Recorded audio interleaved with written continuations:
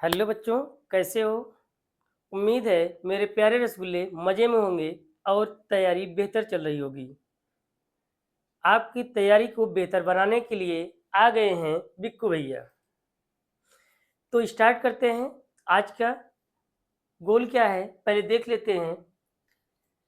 Electric field, electric lines of force, intensity of electric field, electric field intensity due to a point charge, principle of superposition. ये इतना topic पढ़ना है। इस topic से जितने question अभी तक आए हुए हैं उन सभी क्वेश्चन की एक एक क्वेश्चन जो है उसके कैसे सॉल्व उसे करना है, इन सब का डिस्कशन आज के ही टॉपिक में करना है। तो स्टार्ट करते हैं। उम्मीद है कि जो पिछले क्लास हुई है, कुछ लंबी क्लास हुई थी लेकिन उसमें बहुत इंपॉर्टेंट क्वेश्चन थे, इसलिए वो लंबी क्लास खींचनी पड़ी थी। आप लोग शायद वो पूरी क्लास कर लिए होंगे, नोट्स उसकी बना लिए होंगे। जितने क्वेश्चन उसके दिए थे वो सभी क्वेश्चन आप अपने आप से एक बार बनाइए। जैसे एक बार आपसे हम सॉल्व करा चुके हैं उसे फिर से देखिए। अगर जो बच्चे नहीं देखे हैं वो अपना वहाँ पे जाके देखेंगे। लेक्चर नंबर 2 में आपको कूलॉम्स लॉ कंप्लीट वीडियो आपको मिल जाएगा, उसके लिए क्वेश्चन मिल जाएंगे। और लगभग आप ये समझिए कि 15 क्वेश्चन के आसपास वहाँ पे कराए हैं, बाकी डेरिवेशन कराए हैं, उसके कॉन्सेप्ट क्लियर किए हैं। ये इतना आप वहाँ पे देख सकते हैं। इसके पहले लेक्चर 1 में आप देखेंगे तो लेक्चर 1 में भी आपको अच्छे क्वेश्चन मिलेंगे, और जो क्वेश्चन कॉन्सेप्चुअल क्वेश्चन होते हैं वो लेक्चर 1 और लेक्चर 2 में बहुत सारे क्वेश्चन हैं। आप इन दोनों लेक्चर को मिस ना करिए। पहले फर्स्ट और सेकंड लेक्चर को आप क्लियर करके तब लेक्चर 3 आप देखिएगा। बाकी लेक्चर अभी देख रहे हैं तो अभी देखिए, ऐसा कुछ नहीं है, यहाँ देख लें उसके बाद, लेकिन फर्स्ट और सेकंड आपको देखना है, ये बहुत ही जरूरी है आपके लिए। तो स्टार्ट करते हैं।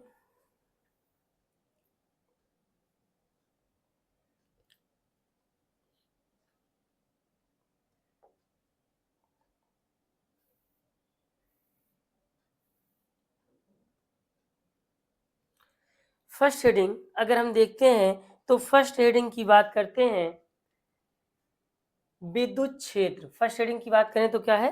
विद्युत क्षेत्र। विद्युत क्षेत्र क्या है इसके बारे में जानेंगे। सबसे पहले जैसे कि आप जानते हो, कोई भी आवेश है, उस आवेश के चारों ओर का एक ऐसा क्षेत्र जिसमें किसी परीक्षण आवेश या धनावेश को ले जाके रखा जाता है, तो वह आकर्षण या प्रतिकर्षण बल का क्या करता है? अनुभव करता है। अनुभव करता है, जिसे क्या कहते हैं? वैद्युत क्षेत्र कहते हैं। मान लीजिए सपोज दैट आपके पास कोई चार्ज है, ये चार्ज प्लस में है। अब इस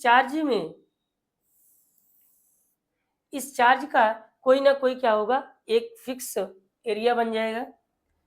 तो यहाँ पे अगर हम देखते हैं प्लस चार्ज है तो इसका एरिया अगर ये बनाया तो ये क्या होगा कि जैसे ही यहाँ पे कोई चार्ज लाते हैं, कोई भी परीक्षण आवेश लाते हैं, तो ये क्या होगा कि इससे आकर्षण या प्रतिकर्षण बल का ये क्या करता है? अनुभव करता है। यही क्षेत्र इसका क्या होता है? वैद्युत क्षेत्र कहलाता है। अगर हम बात करते हैं तो वैद्युत क्षेत्र के प्रकार की, तो वैद्युत क्षेत्र 4 प्रकार के होते हैं। समरूपी वैद्युत क्षेत्र, असमरूपी वैद्युत क्षेत्र, परिवर्ती वैद्युत क्षेत्र, अपरिवर्ती वैद्युत क्षेत्र। इतनी बात यहाँ से देखेंगे। सबसे पहले समरूपी। समरूपी का मतलब क्या होता है? कोई ऐसा वैद्युत क्षेत्र जिसके प्रत्येक बिंदु पर आवेश को रखने पर उस समान प्रकार के प्रतिकर्षण या आकर्षण बल का अनुभव करता है, ऐसे क्षेत्र को समरूपी वैद्युत क्षेत्र कहते हैं। इसके बाद देखते हैं असमरूपी वैद्युत क्षेत्र क्या होता है। असमरूपी वैद्युत क्षेत्र की अगर हम बात करते हैं तो ऐसा वैद्युत क्षेत्र जिसमें किसी परीक्षण आवेश को रखने पर वो प्रत्येक बिंदु पर अलग अलग वैद्युत बल, आकर्षण या प्रतिकर्षण बल का अनुभव करता है, उसे क्या कहते हैं? असमरूपी वैद्युत क्षेत्र कहते हैं। इसके बाद हम बात करते हैं तो यहाँ पे आते हैं परिवर्त वैद्युत क्षेत्र की। तो परिवर्त वैद्युत क्षेत्र का मतलब होता है कि आकाश में रखे किसी वैद्युत क्षेत्र में किसी परीक्षण आवेश को ले जाने पर समय के साथ यदि वो क्या होता है, उसके बल में परिवर्तन होता है तो उसे क्या कहते हैं, परिवर्तित वैद्युत बल कहते हैं। जो समय के साथ न परिवर्तित हो उसको क्या कहते हैं, अपरिवर्तित वैद्युत क्षेत्र कहते हैं। यहां से देखिएगा, इसके बाद आपको एक अच्छा टॉपिक मिलने वाला है, वैद्युत बल रेखाएं। ये ध्यान रखिएगा, वैद्युत बल रेखाएं डिफिनीशन तो बहुत कम बार पूछा गया है, लेकिन इसकी प्रॉपर्टी से क्वेश्चन बहुत गजब के आते हैं। इसकी प्रॉपर्टी से क्वेश्चन बहुत अच्छे आते हैं। आप देखेंगे तो कई बार पेपर में आए हुए हैं जो इसके क्वेश्चन हम लेके आए हैं यहाँ पे, ध्यान रखिएगा। सबसे पहले तो डिफिनीशन देखते हैं।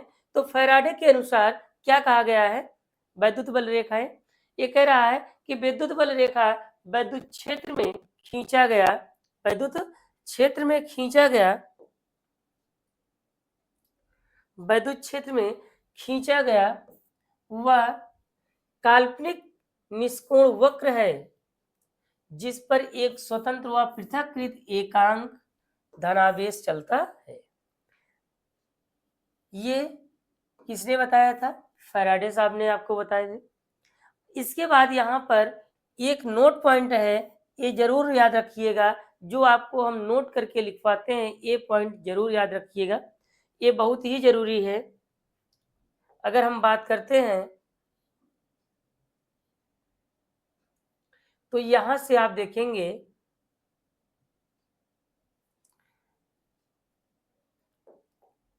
नोट की, तो आपको नोट मिलेगा, किसी वैद्युत क्षेत्र को वैद्युत बल रेखाओं द्वारा प्रदर्शित किया जा सकता है।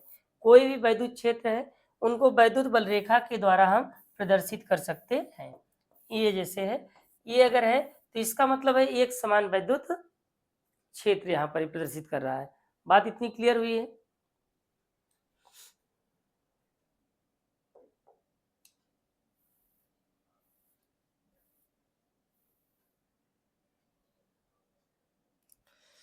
अगर यहाँ से बात करते हैं तो आपका एक नया टॉपिक दिख रहा है, वैद्युत बल रेखाओं के गुण की बात अभी हमने कहा कि परिभाषा तो बहुत कम बार, लेकिन इसके गुण बहुत बार पूछे गए हैं। लेकिन ऐसे गुण डायरेक्टली नहीं पूछा गया है, इसको क्वेश्चन बनाया गया, कॉन्सेप्ट इसके क्लियर होने चाहिए तब आपको क्लियर रहेगा। यहाँ पर वही उतने गुण आपको हम बता रहे हैं जितने आपके बोर्ड पेपर में आ सकते हैं। मतलब कुल मिला के आप ये समझिए, जो क्लास हम आपको पढ़ा रहे हैं, इस क्लास में एक एक टॉपिक को क्लियर करने के लिए तो कर ही रहे हैं, लेकिन ये पूरा एक एक रीडिंग नहीं हो पाएगी, इसलिए कि आपको अभी इतना ही पढ़ना है जितना आपके एग्जाम के लिए है। मतलब एक कुल मिला के आप समझिए कि एग्जाम ओरिएंटेड आपको यहाँ पर मिलेगा, जो कि आपको बहुत कम समय में आपकी तैयारी अच्छे से करा सके हम आपके लिए। इसीलिए इसमें वही उतने टॉपिक, चुने हुए टॉपिक होते हैं जो पेपर में हर बार आए होंगे, लगभग रिपीटेड क्वेश्चन होते हैं, रिपीटेड हेडिंग होती है, डेरिवेशन होते हैं। डेरिवेशन आपको ऐसे मिलेंगे जो पेपर में बहुत बार आए होंगे। तो यहाँ पर देखिएगा, सबसे पहले अगर बात करते हैं तो विद्युत बल रेखाएं धनात्मक से क्या होती हैं, प्रारंभ होती हैं, ऋणात्मक पर क्या होती हैं, समाप्त होती हैं। इसका मतलब ये कह रहा है कि जैसे मान लीजिए सपोज दैट ये मेरे पास धनावेश है और ये क्या है, ऋणावेश है। धनावेश से वैद्युत बल रेखाएं जो निकलेंगी, ये वैद्युत बल रेखाएं कह रहा है कि पृष्ठ से बाहर इनकी दिशा होगी ऐसे, और यहाँ पे जो होगा ये क्या होगा, यहाँ पे पृष्ठ की ओर दिखेगी। यही बात आपसे कह रहा है कि विद्युत बल रेखाएं धनात्मक से प्रारंभ होती हैं तथा ऋणात्मक पर समाप्त हो जाती हैं। ये इतनी बात क्लियर हुई। इसके बाद सेकंड कह रहा है ये रेखाएं बंद पास नहीं बनाती हैं। अगर हम बात करें तो आपको यहाँ से इसके लिए डायग्राम की बात करते हैं। ये प्लस क्यों चार्ज है, ये माइनस क्यों चार्ज है, अगर हम यहाँ पे बात करते हैं तो अभी आपको हमने बताया, फर्स्ट प्रॉपर्टी इसकी बता रही है कि पॉजिटिव चार्ज जो होते हैं यहाँ से इलेक्ट्रिक लाइन्स फील्ड्स जो होती हैं वो क्या होती हैं, निकलती हैं। तो यहाँ से निकलने के बाद वो क्या होंगी, ऋणावेश की ओर जाएंगी। अब ऐसे देख रहे हैं आप, ये बल रेखाएं, ऐसे आप ये बल रेखाएं देख रहे हैं, ये बल रेखाएं, ये ऐसे बल रेखाएं होंगी। अगर ऐसा आपको दिखे कहीं पर, एनसीईआरटी में क्वेश्चन भी आपको मिलेगा, ये ध्यान रखिएगा, एनसीईआरटी में एक क्वेश्चन आपको भ्रमित करने के लिए एक क्वेश्चन दे दिया है कि मेरे प्यारे प्यारे रसगुल्ले थोड़े से भ्रमित हो जाएं, लेकिन हमारे रसगुल्ले भ्रमित नहीं होंगे। वो अपने माइंड को इस तरह से रखें कि उनको चाहे जिस तरह से घुमा के डायग्राम दिया जाए उनको कोई परेशानी ना होने पाए। तो मेरे प्यारे रसगुल्ले इधर देखेंगे, यहाँ पे प्लस चार्ज है, यहाँ पे माइनस चार्ज है, तो यहाँ से इलेक्ट्रिक फील्ड लाइंस जो है आप देख रहे हैं पॉजिटिव टू नेगेटिव यहाँ पर। लेकिन कहीं पर आपको अगर ऐसा मिल जाता है, इधर देखिएगा, ये डायग्राम दिखा रहे हैं कि अगर आपको ऐसा कहीं मिल जाता है तो इस बात का जरूर ध्यान रखें।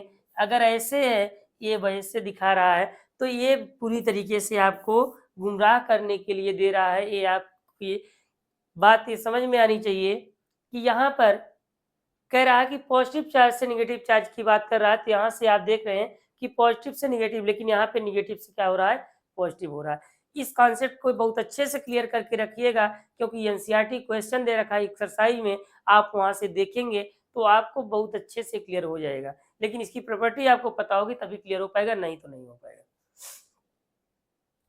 इसके बाद देखते हैं,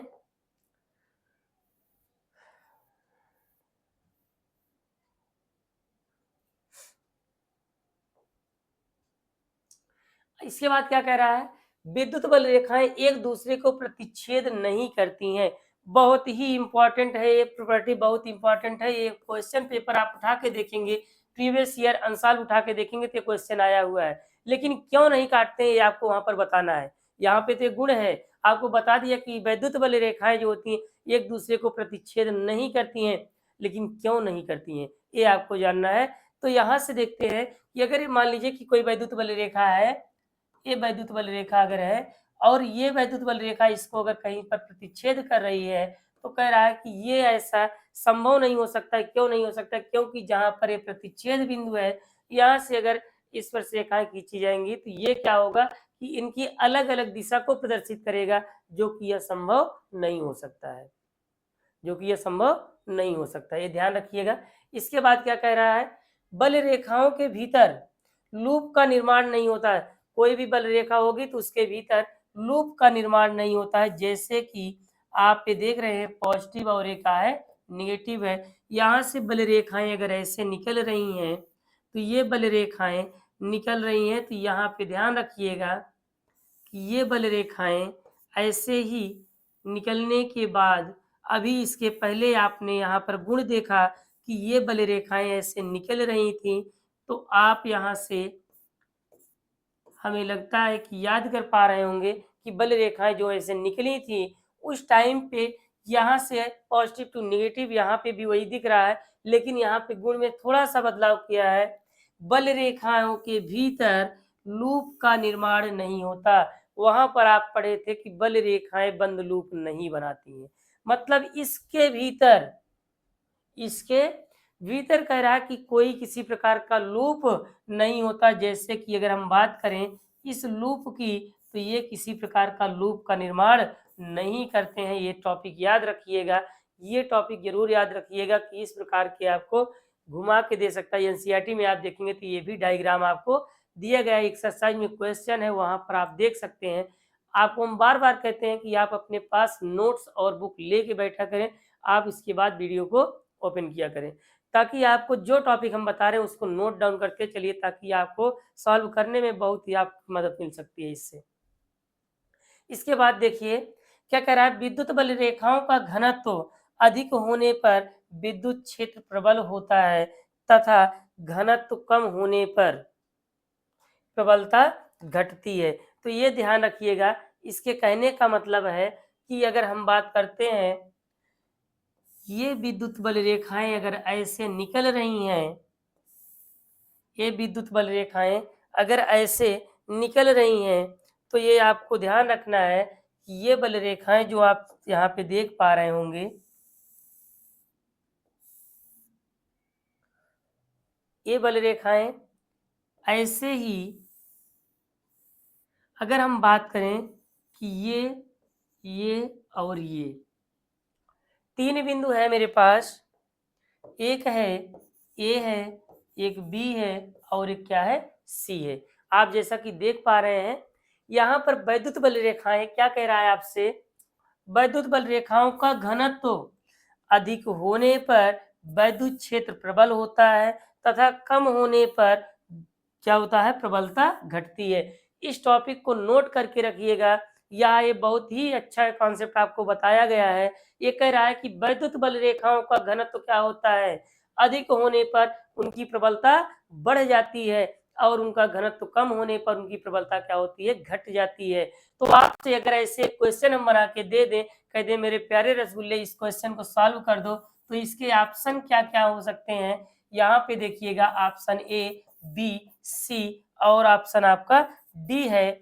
यहाँ पे मेरे प्यारे रसगुल्ले इधर ध्यान देंगे, अगर तीव्रता ए की बात करते हैं और तीव्रता बी की बात करते हैं और तीव्रता सी की बात करते हैं, ए बी सी बिंदु पर तीव्रता आपको बराबर दिख रहा है, या आपसे कह दें कि ये greater than B greater than C, तो आप ये देख रहे हैं एक ऑप्शन आपका ये है और एक ऑप्शन आपके पास है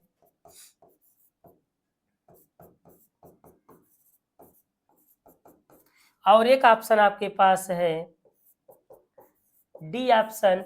ये ध्यान दीजिएगा कि कौन सा ऑप्शन आपके पास अभी आप क्लियर कर पा रहे हैं, ये तुरंत कमेंट बॉक्स में बताइएगा आप, ताकि हम ये समझ सके कि हाँ आपके समझ में बातें आ पा रही हैं।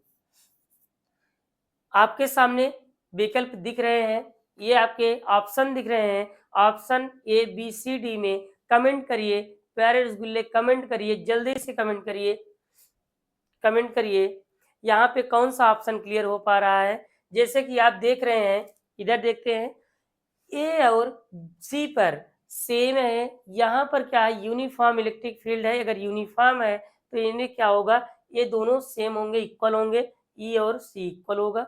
देख रहे हो कि ई ए ई सी इक्वल है। अब यहाँ पे यहाँ देख रहे हो कि वैद्युत बल रेखाओं का घनत्व कम है और कम होने पर प्रबलता क्या हो रही है, घट जा रही है। अगर कम होने पर प्रबलता घट रही है तो इसका मतलब है कि ये छोटा होगा इन दोनों से। तो ऑप्शन नंबर आपका डी क्लियर होता है, ऑप्शन नंबर डी आपका क्लियर आंसर है। इसे आप टिक कर लीजिएगा, नोट कर लीजिएगा क्वेश्चन को। इसके बाद देखते हैं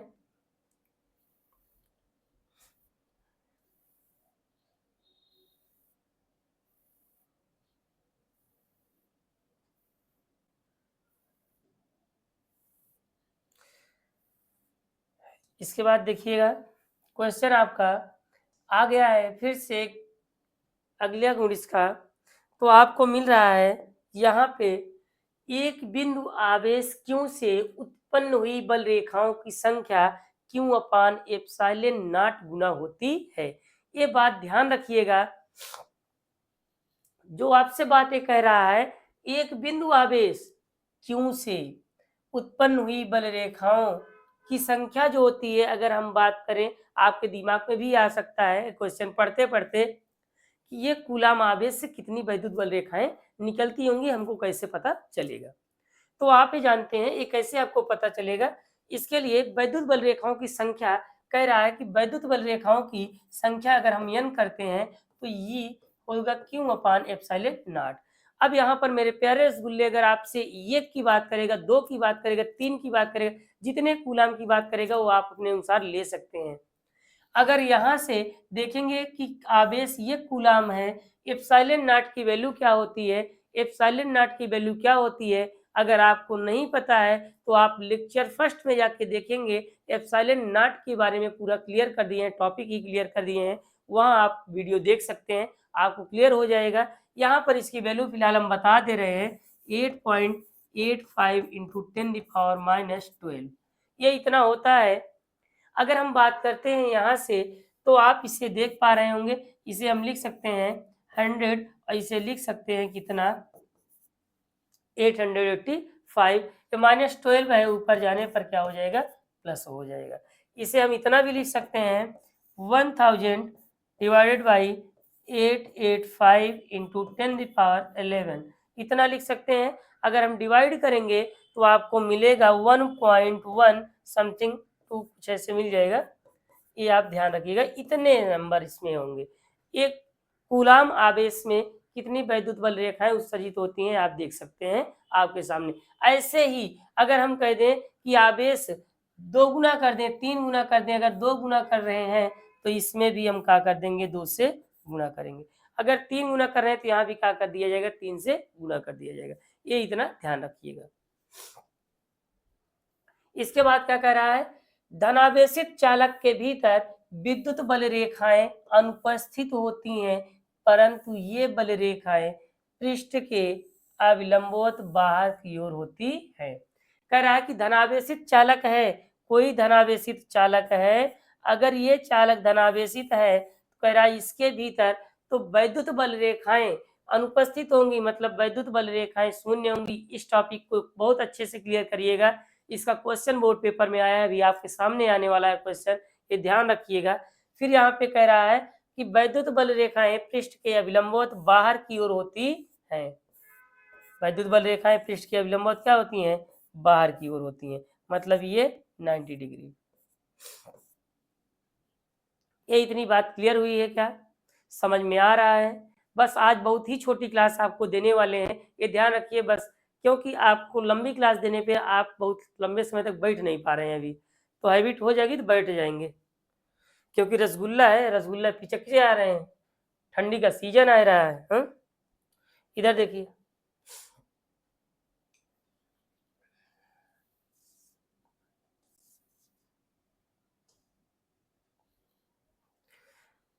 अगर हम बात करते हैं टॉपिक की तो यहाँ पर वैद्युत क्षेत्र की तीव्रता की बात आती है।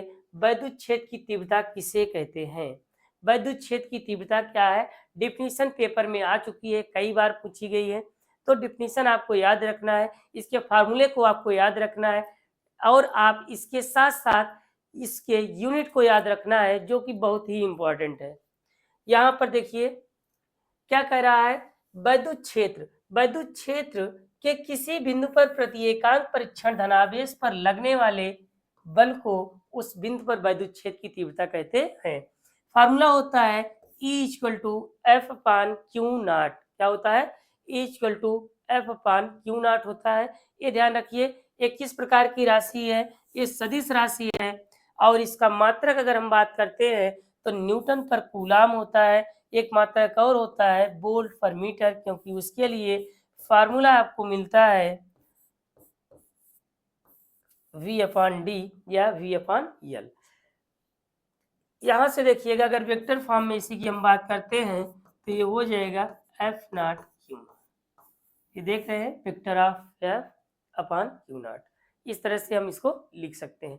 ये इंपॉर्टेंट में आप देखिएगा, एक नंबर में कभी कभी डिफिनीशन लिखने के लिए आती है, इसलिए इंपॉर्टेंट टॉपिक आप बना के रखिएगा इसे। तो यहाँ से आप नेक्स्ट टॉपिक देखेंगे,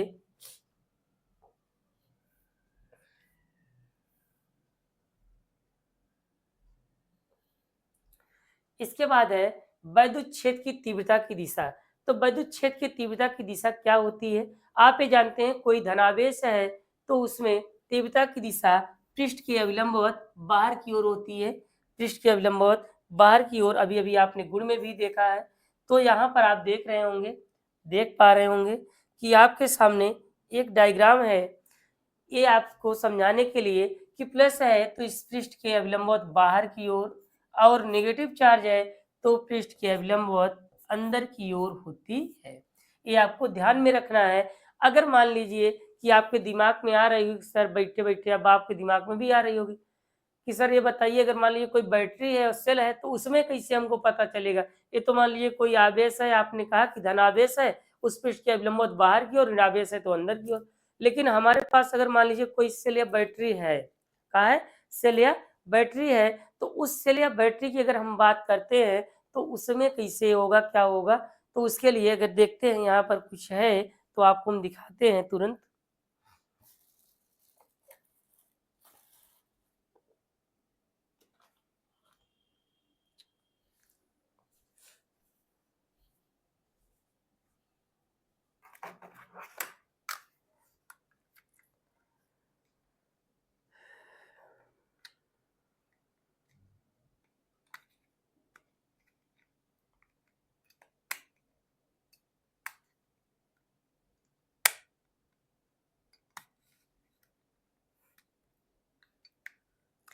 आपको एक छोटा सा, जैसे आप देखिए आपके पास, मान लीजिए मेरे पास से देख रहे हैं, यहाँ पे सेल लगा हुआ है। एक सेल पर आप देखेंगे तो नेगेटिव बना होता है पॉइंट और एक पे क्या होता है पॉजिटिव बना होता है। बात समझ में आ रही है? इधर ध्यान से देखेंगे, यहाँ पर अगर हम बात करते हैं तो यहाँ पर देख रहे होंगे ये नेगेटिव और ये क्या होता है पॉजिटिव होता है। तो यहाँ से अगर हम किसी बैटरी या सेल की बात करते हैं, किसी बैटरी या सेल की बात करते हैं, तो वहाँ पे आप ये देख रहे हैं कि प्लस से ये पॉजिटिव टर्मिनल है और ये निगेटिव टर्मिनल है, तो इसमें दिशा क्या होगी पॉजिटिव टू निगेटिव होती है। क्या होती है? पॉजिटिव टू नेगेटिव होती है, ये ध्यान रखिएगा इतना। इसके बाद अगर हम बात करते हैं,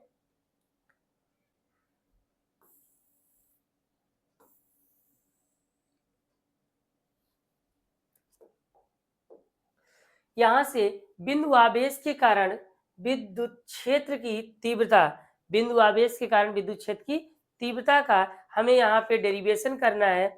इसके लिए आप ये समझिए कि ये पेपर में तो नहीं आता है, लेकिन अगर आप ये नहीं पढ़ेंगे तो आगे का डेरिवेशन आप ये भी नहीं कर पाएंगे। बात समझ में आई? अगर आप नहीं पढ़ते हैं तो आगे का डेरिवेशन ये भी आप नहीं कर पाएंगे, इसलिए इसको पढ़ना बहुत ही जरूरी है। आप ये समझिए कि उतना ही जरूरी है ये टॉपिक को पढ़ना, इस टॉपिक को पढ़ना उतना जरूरी है जितना कि रसगुल्ले में चीनी की, रसगुल्ले में चीनी की जरूरत पड़ती है, उतना जरूरत इसके लिए है। आप ध्यान से पढ़िएगा, ये मिस ना होने पाए, ध्यान रखिएगा बच्चा। यहाँ पे कह रहा है कि बिंदु आवेश के कारण, अगर हम कोई आवेश लेते हैं वह बिंदुवत आवेश है और इस पर चार्ज अगर लेते हैं क्यों का, तो कह रहा है बिंदु आवेश के कारण। तो आप ये जानते हो कि इसके चारों ओर एक क्षेत्र बनता है। मान लीजिए कि इस क्षेत्र के पास हम रखते हैं एक परीक्षण आवेश, एकांक धन परीक्षण आवेश क्यों रखते हैं, क्या रखते हैं, क्यू नॉट रख दिए। तो ये बताइए पॉजिटिव चार्ज है, इसमें तीव्रता की दिशा जो होगी वो क्या होगी, बाहर की ओर होगी। अब ये बताओ, ये भी चार्ज प्लस में है, ये भी प्लस में है, तो इस पे लगने वाला जो वैद्युत बल होगा वो कैसा होगा, प्रतिकर्षण क्या होगा, मतलब कि बाहर की ओर दिखाएगा। ये इतनी बात क्लियर हुई, ये इतनी बात क्लियर हुई। देखिए हम यहाँ पर मान लेंगे, माना बिंदुवत आवेश बिंदुओं पर निर्वात या वायु में रखा गया है, जिसकी पर एक बिंदु, देख रहे हैं कि आर दूरी पर एक बिंदु क्या है, पी है, जिस पर हमें क्या ज्ञात करनी है, तीव्रता ज्ञात करनी है। बात क्लियर हुई? माना बिंदुओं पर एक बिंदुवत आवेश प्लस क्यू रखा गया है, जिससे आर दूरी पर एक बिंदु पी है जिस पर तीव्रता ज्ञात करनी है। अब यहाँ पे ध्यान दीजिए कि प्लस क्यू और क्यू नॉट के बीच एक आर दूरी पर ये दोनों रखे गए हैं, तो यहाँ पर एक वैद्युत बल लग रहा है। तो वैद्युत बल अगर लगता है तो कौन सा आता है, कूलाम बल आता है। क्या आता है बेटा, कूलाम बल। इसलिए आपको बताया कि दूसरा लेक्चर जरूर देख लीजिएगा ताकि कॉन्सेप्ट को एकदम क्लियर रख पाइए आप।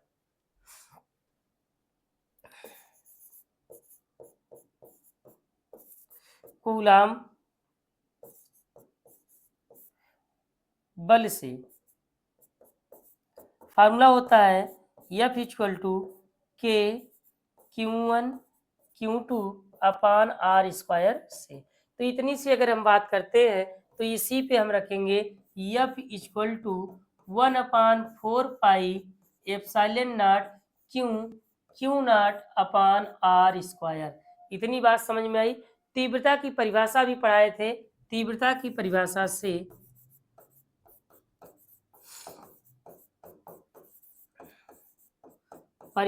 अगर हम बात करते हैं तो अभी अभी आपको हमने बताया था E equal to F upon q naught. F की वैल्यू यहाँ पर अगर हम पुट करते हैं तो E इक्वल टू होगा 1/4 pi epsilon naught q naught upon r square into q naught से क्यू नॉट कैंसिल आउट होगा, तो E इक्वल होगा 1/4 pi epsilon naught q upon r square. ये आपको मिल गया। बात समझ में आई? ये आपको यहाँ पर क्लियर हुआ। अगर इसके बाद हम देखते हैं इसी में ग्राफ की बात अगर हम कर लें, किसकी बात कर लें, ग्राफ की अगर बात करते हैं तो ये तीव्रता ये तीव्रता और दूरी के बीच ग्राफ की बात करते हैं, तो आप यहाँ पे देख पा रहे हैं कि ये क्या है, ई इनवर्सली प्रोपोर्शनल आर स्क्वायर है। क्या है? आर स्क्वायर है। तो आप ये जानते हैं कि जब भी इनवर्सली प्रोपोर्शनल होता है तो आपके दिमाग में आना चाहिए कि इसका ग्राफ कैसा बनेगा, कुछ इस प्रकार से बनता है। ये आपको ध्यान रखिएगा। ये आप देखेंगे तो आपको ये स्टार्टिंग से अब मिलना शुरू हुआ है, यहीं से अब आगे तक ये बढ़ता जाएगा। ये भी आपको ग्राफ हम बनाना सिखा चुके हैं कूलम्ब्स लॉ वाले लेक्चर में। आप देखिए लेक्चर 2 में आप देखेंगे तो वहाँ पे इसको हम क्लियर कर चुके हैं। तो इसीलिए आपसे हम बार बार कह रहे हैं कि एक भी क्लास आप मिस न करिए। अगर आप क्लास टाइम पे कहीं पे हैं तो आने के बाद देखिए, लेकिन क्लास को पूरी तरीके से आप देखिए, समझिए उसे। उससे पढ़ने के बाद सबसे बड़ी समस्या बच्चों में आती क्या है कि आपको पढ़ तो लेते हो, रट भी लेते हो, आ भी जाता है, लेकिन आपको उस टॉपिक को कहाँ पर यूज कर लेना ये नहीं पता होता है। इससे परेशान रहते हो। सबसे बड़ी समस्या बच्चों की यही है।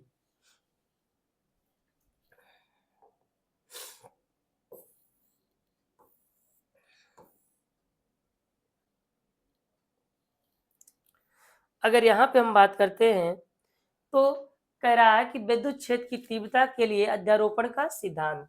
तो विद्युत क्षेत्र की तीव्रता के लिए अध्यारोपण के सिद्धांत की अगर हम बात करते हैं तो यहाँ पर कह रहा है किसी भी निकाय में, कोई निकाय हो, उस निकाय में सामूहिक आवेश के कारण किसी बिंदु पर विद्युत क्षेत्र की तीव्रता सभी आवेशों की तीव्रता के सदिश योग के का होता है, बराबर होता है, जो कि फार्मूला आपके सामने दिख रहा है स्क्रीन पर। आपके सामने स्क्रीन पर फार्मूला आपको दिख रहा है। यहाँ से अगर हम बात करते हैं तो इसमें आपको अगला क्या मिलता है, देखिए जैसे आप देख पा रहे होंगे कि आपके सामने दो तीव्रता, तीव्रता कैसी राशि होती है, सदिश होती है। यहाँ पर E1 E2 देख रहे हो थीटा कोण पे है। अगर हम बात करते हैं दो आवेशों के कारण, दो आवेशों के कारण उत्पन्न विद्युत क्षेत्र के परिणामी तीव्रता की, तो याद हो तो 11th क्लास में आप वेक्टर चैप्टर पढ़ के आए हो। वेक्टर चैप्टर में रिजल्टेंट वेक्टर के लिए फार्मूला आप पढ़े हो, R equal to under root p square plus q square plus 2p q cos theta. ये आप वहां से पढ़ के आए हैं। ईमानदारी से बताइएगा बच्चा, आप 11th क्लास में पढ़ के आए हो, वहां पे ये क्लियर आपको किया गया होगा, ये आप पढ़े होंगे। यहाँ पे यही आप देखेंगे तो रिजल्टेंट की अगर बात करते हैं तो ई इक्वल आपको मिलेगा under root E1 square plus E2 square plus 2E1 E2 cos theta की हम बात करते हैं। ये आपका ये फार्मूला होता है। अगर आप बच्चा देखेंगे तो आपको यहाँ से अगर हम बात करें, कर ले बात, बोलो बोलो बोलो, कर ले बात। चलो देखो, कर लेते हैं, फिर आपके कहने पे कर ले रहे भाई। ये 90 डिग्री बनाए रखा है। यहाँ से आप ये देख रहे हो कि इसका परिमाण ई है तो इसका भी परिमाण E2 होगा, इसका परिमाण E1 है तो इसका भी परिमाण क्या होगा, E1 होगा। इसका मतलब ये कंप्लीट यहाँ से यहाँ तक अगर हम बात करते हैं O P Q R S, तो आप ये देख रहे हो कि OS प्लस किसके, SR के, OS प्लस किसके, SR होगा। तो यहाँ पर इसका मान हमें भी निकालना होता है। यहाँ से आप देख रहे हो ये भी थीटा कोण बनाएगा। इसके लिए अगर हम बात करते हैं साइन थीटा, तो होता है लाल बटे कक्का लंब बटे कर्ण। तो लंब आपका हो जाएगा क्यू आर और कर्ण हो जाएगा क्यू एस। तो क्यू एस क्या है, E2 है, तो हम इसे लिख सकते हैं q r equal to E2 sine theta, इतना लिख सकते हैं। अगर यहाँ से हम कास थीटा की बात करते हैं तो कास थीटा बराबर आपका हो जाएगा आधार बटे कर्ण। तो आधार आपका होगा यस आर, कर्ण आपका होगा यस क्यू। तो यस आर इक्वल हो जाएगा E2 कास थीटा, ये इतना हो जाएगा E2 cos theta.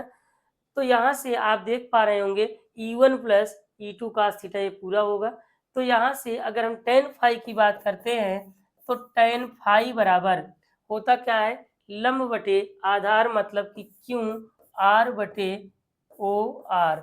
O R को हम लिख सकते हैं q r upon O S plus S r, तो आप ये देख रहे होंगे tan फाइव ये हो जाएगा E2 sine theta upon E1 plus E2 cos theta. इतनी सी बात आप समझ पा रहे होंगे, इतनी बात क्लियर हुई है। इसके बाद हम देखते हैं, स्क्रीनशॉट ले लीजिएगा, ये देखिए। इसके बाद हम देखते हैं मेरे प्यारे रसगुल्ले, एक बार अच्छे से कमेंट करिए, एक बार अच्छे से कमेंट करिए मेरे प्यारे रसगुल्ले। यहाँ पे देखेंगे, यहाँ से आप देख रहे होंगे तो आपके पास आ गए हैं बोर्ड पेपर के क्वेश्चन, आ गए हैं बोर्ड पेपर के क्वेश्चन। जल्दी से आप देखिए, इधर आइए, वैद्युत क्षेत्र नहीं छूट जाएगा आपका। आ जाइए आ जाइए, इधर देखिए, यहाँ पे कहा है विद्युत क्षेत्र की तीव्रता है, कहा है विद्युत क्षेत्र की तीव्रता पूछ रहा है। अभी अभी सबसे पहले आपको हमने पढ़ाया है विद्युत क्षेत्र की तीव्रता की। अगर हम बात करते हैं तो विद्युत क्षेत्र की तीव्रता मात्रक क्या क्या दे रहा है, यहाँ पे देखिए, मीटर पर वोल्ट, कूलाम पर न्यूटन, न्यूटन पर कूलाम, जूल पर न्यूटन। तो क्या हो सकता है, जल्दी से कमेंट करिए, जल्दी से कमेंट करिए, क्या हो सकता है आपके पास है इसमें कौन सा ऑप्शन है कि टिक करिए। ना समझ में आ रहा है, इधर देखो, ई है, क्या है ई। अब तीव्रता ई इक्वल होता क्या है, एफ अपान क्यू नॉट, यही होता है। तो ये इसका मात्रक हम अभी अभी पढ़ाए हैं, इसके लिए न्यूटन और इसके लिए कूलाम। ये आपको दिख रहा है कहीं पर, न्यूटन पर कूलाम दिख रहा है, ये लो दिखा। पानी उनी लेके बैठ जाओ, नींद आ रही है जो, लेट के देख रहे वीडियो, उठ के बैठ के देखो, लिखते रहो, गधा कहीं का है।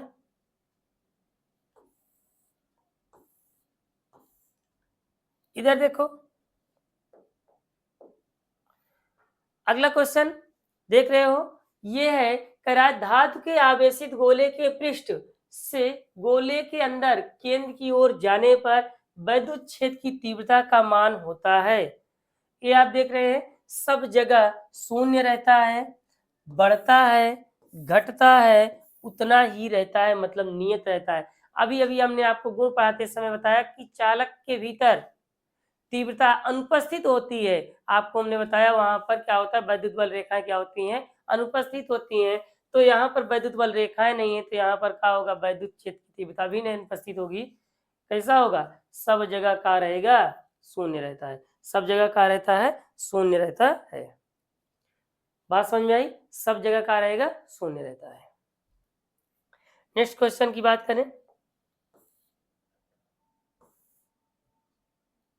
इधर देखेंगे, एकदम बढ़िया क्वेश्चन आया हुआ है। देखो 2017 में आया था, कब आया था, 2017 में आया था। देखिए, आवेशित खोखला गोला वैद्युत क्षेत्र उत्पन्न नहीं करता है।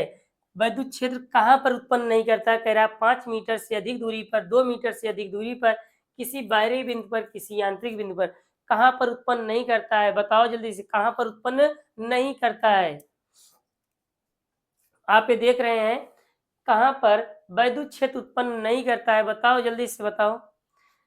अब आवेश है, उससे 5 मीटर की दूरी पर आवेश कितना है, एक तो कुछ नहीं बताया, हो सकता है कर भी सकता है, नहीं भी कर सकता है, लेकिन आप ये जानते हैं गोले के बाहर होता ही है, तो ये तो होगा, ये भी करेगा, किसी बाहरी बिंदु पर, किसी भी बिंदु पर बाहर कर रहा है गोले के, ये भी होगा। लेकिन गोले के भीतर अभी अभी आपने इस टाइप का क्वेश्चन पढ़ा था, सेम उसी टाइप का क्वेश्चन है, ये आपका होगा किसी आंतरिक बिंदु पर।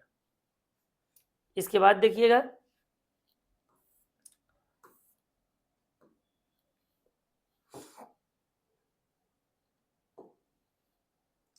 क्या कह रहा है, एक इलेक्ट्रॉन जिस पर आवेश ई, जिस पर आवेश ई है और द्रव्यमान क्या दे रखा है, द्रव्यमान आपको दे रखा है, यहाँ पर यम है, एक समान वैद्युत क्षेत्र ई में रखा गया, त्वरण आपसे पूछ रहा है, क्या पूछ रहा है आपसे, त्वरण पूछ रहा है। तो यहाँ पर ध्यान दीजिएगा कि त्वरण होगा क्या, आवेश की बात कर रखा है, मतलब क्यों बराबर कह रहा है कि ई को रख दिया गया, किसको रखा गया है, और इसका द्रव्यमान क्या है, यम है। तो आप यहाँ पे ध्यान दीजिएगा, आपसे कह रहा है कि त्वरण क्या होगा वैद्युत क्षेत्र ई में। तो ई इक्वल आप जानते हो होता क्या है, E equal F upon q not होगा। तो एफ इक्वल टू अगर हम बात करते हैं तो क्यू नॉट ई, जो आवेश रखा जा रहा है वो कितना रखा जा रहा है, ई रखा जा रहा है, और ये ई है। एफ इक्वल क्या होता है, यमे होता है न्यूटन के नियम से। तो यहाँ से तुरंत आपसे पूछ रहा है तो ये इक्वल ई अपान यम होगा।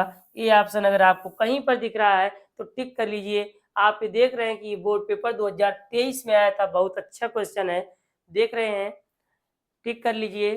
कहाँ पर है, option number B, option number B आप देख रहे होंगे। तो यहाँ से नेक्स्ट क्वेश्चन हम देखते हैं।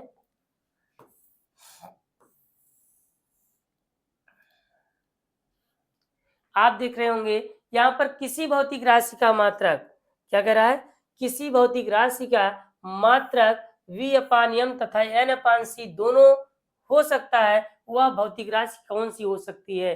अब यहाँ पर विभवांतर की बात कर रहा है तो v इक्वल होता क्या है, विभवांतर होता क्या है, विभवांतर w अपान क्यू नॉट। तो यहाँ से आप देख रहे हैं जूल पर कूलाम होगा, इसका मात्रक क्या होगा, इसका मात्रक आप देखेंगे तो जूल पर कूलाम होगा, इसका मतलब ये नहीं हो सकता है, ये गलत होगा। इसके बाद वैद्युत फ्लक्स कह रहा है, वैद्युत फ्लक्स भी नहीं होगा क्योंकि फाई इक्वल होता है वी ए कास थीटा, ये भी नहीं होगा। यहाँ से वैद्युत क्षेत्र की तीव्रता की बात करता है तो तीव्रता ई इक्वल होता क्या है, एफ अपान क्यू नॉट, इसका मतलब मात्रक क्या हो जाएगा, न्यूटन पर कूलाम। और एक फार्मूला भी अभी आपको हमने बताया था, क्या हो जाएगा, इसका हो जाएगा v अपान डी, मतलब वोल्ट पर मीटर, क्या होगा, वोल्ट पर मीटर, न्यूटन पर कूलाम, दोनों ही। अभी स्टार्टिंग में जब हम लेक्चर स्टार्ट किए तो वहां पर आपको ये टॉपिक बताए हैं, ये क्लियर कराए हैं। तो यहाँ पर वैद्युत क्षेत्र की तीव्रता ऑप्शन टिक करिएगा, मतलब ऑप्शन नंबर सी टिक करिएगा। और आज की क्लास को यहीं पर समाप्त करते हैं। आज की क्लास छोटी किए हैं ताकि आप अच्छे से पढ़ सकें, आपका एक एक टॉपिक क्लियर होता चले। अगर आपको लगता है और लंबी क्लास करनी चाहिए तो आप कमेंट बॉक्स में कमेंट करके जरूर बताएंगे। जो भी, चाहे जब आप देखेंगे तब भी आप, अगर कहीं आप क्लास के टाइम पे नहीं है, बाद में देखते हैं, तब भी आप कमेंट कर सकते हैं, उसका रिस्पांस आपको मिलेगा चाहे जब कमेंट करेंगे आप। ये ध्यान रखिएगा, इसका पीडीएफ आपको मिल जाएगा टेलीग्राम चैनल पे, पीआरएस द फ्यूचर एकेडमी के नाम से टेलीग्राम चैनल आप सर्च करेंगे, आप वहाँ ज्वाइन कर हो सकते हैं। इसके बाद आपको यहाँ से जितने मटेरियल, स्टडी मटेरियल है, आपको सब मिल जाएगा, क्लियर। तो इसके बाद नेक्स्ट लेक्चर में हम लेके आते हैं आपके लिए द्विध्रुव आघूर्ण, द्विध्रुव आघूर्ण से संबंधित तीव्रता के लिए डेरिवेशन लेके आते हैं, जो कि इस बार 5 नंबर में आया था अच्छी स्थिति के लिए। अच्छी और निरच्छी दोनों में से कोई एक आ जाता है, ध्यान रखिएगा, 5 नंबर में आया था। तो इस बात का ध्यान रहे कि हमें लेक्चर को मिस नहीं करना है, और इससे जो क्वेश्चन आते हैं आपके सामने लेके आ रहे हैं तुरंत। आप ये समझिए कि अगली क्लास में आपके सामने क्वेश्चन डेरिवेशन एक तरफ से आपको मिलेगा। वहाँ पे क्लास को थोड़ी सी लंबी होगी, हो सकता है, लेकिन आप कमेंट करेंगे तो लंबी नहीं करेंगे, सिर्फ डेरिवेशन पढ़ा देंगे, अगले वाले में आपको क्वेश्चन कराएंगे, ये हो सकता है। तो आज की क्लास हम उम्मीद करते हैं कि समझ में आया होगा। अगर समझ में आता है तो आपको हम बार बार कहते हैं कि आप जब समझ में आता है कमेंट में यस नो तो कर सकते हैं, अगर समझ में आता है तो, नहीं आता है तो आपको फिर से आप उसे बैक करके देखें, क्लियर हो जाएगा टॉपिक। इसके लिए आप डेली ये ध्यान रखिए कि जितना आपको पढ़ा रहे हैं तो एक दिन अल्टरनेट इसलिए लेके आते हैं क्लास आपके लिए, क्योंकि जितना पढ़ाते हैं उसका क्वेश्चन आप अपने आप से बना सके, इसलिए एक दिन का गैप दे के आते हैं, क्योंकि आपके पास टाइम कम है। सब्जेक्ट 5 आपको तैयार करने हैं, डेली फिजिक्स की क्लास इसीलिए नहीं रखते हैं क्योंकि एक एक दिन का आपको गैप देते हैं प्रैक्टिस करने के लिए। ये भी ध्यान रखना है कि जितना पढ़ रहे हैं उसका प्रैक्टिस करेंगे तब लाभ मिलेगा, नहीं तो कोई लाभ नहीं मिलने वाला, पढ़ के कहानी की तरह सुन के सो जाओ, कोई मतलब नहीं है उसका। बात समझ रहे हो। तो आज की क्लास यहीं पे एंड करते हैं। अपने प्यारे रसगुल्ले को एक बार नमस्कार बोलते हैं, गुड बाय, और आप क्लास को देखने के बाद फिर से रिवीजन करते रहिएगा।